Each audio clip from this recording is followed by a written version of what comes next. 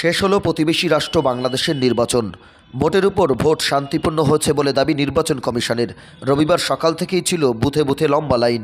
মহিলা ভোটারদের উপস্থিতিও ছিল চোখে পড়ার মতো। সেনাবাহিনীর কড়া নিরাপত্তায় নির্বাচন সম্পন্ন হলো। মোট 1895 জন প্রার্থী এবারের ভোটে লড়াই করছে।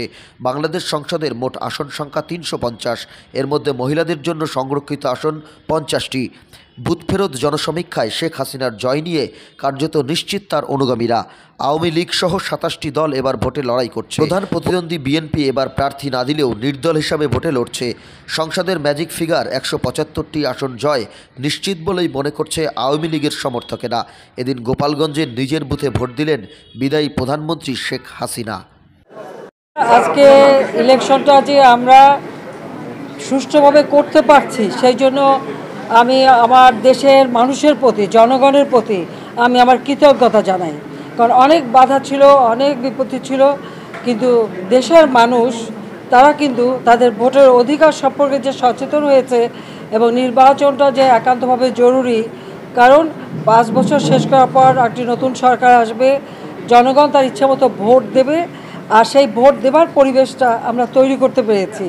যদিও এখানে বিএনপি এবং জামাত জোটরা জ্বালাও পোড়াও অনেক ঘটনা ঘটিয়েছে, কালকেও দেখেছি এবং তার আগেও আপনারা দেখেছেন।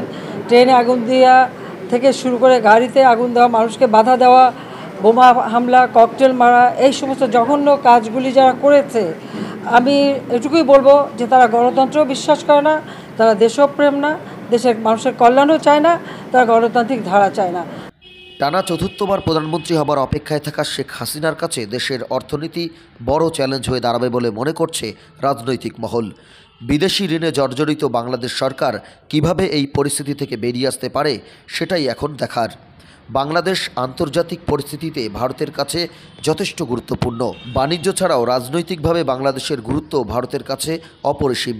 ভারতীয় গোয়েন্দা সংস্থার খবর, ভারতের প্রধান শত্রু চীন বাংলাদেশের উপর ক্রমশ অর্থনৈতিক চাপ বাড়াচ্ছে। পরিকাঠামো ও যোগাযোগ ব্যবস্থায় জোর দিচ্ছে চীন। বাংলাদেশের সঙ্গে কূটনৈতিক সম্পর্ককে সহজ করতে ভারত সরকারের ভূমিকা সদর্থক হতে হবে, না হলে আগামী দিন বাংলাদেশ ভারতের মাথা ব্যথার কারণ হতে পারে। ব্যুরো রিপোর্ট, বাংলার খবর।